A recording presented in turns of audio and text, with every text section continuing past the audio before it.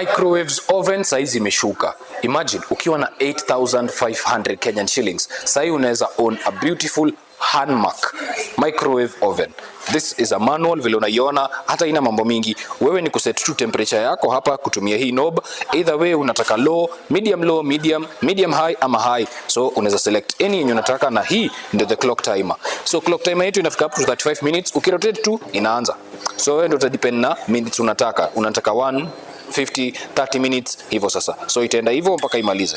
That is the clock timer. On the inside ndio hii iko na 20 liters capacity, ni kubwa sana, inaweza toshea a bowl, a plate, anything that you want. Now, comrade pale nyumbani, 8,500 Kenyan shillings. You can come shop with us. We are located at Hazina Trade Center, Mezzanine 1, shop number 2. Come shop with us.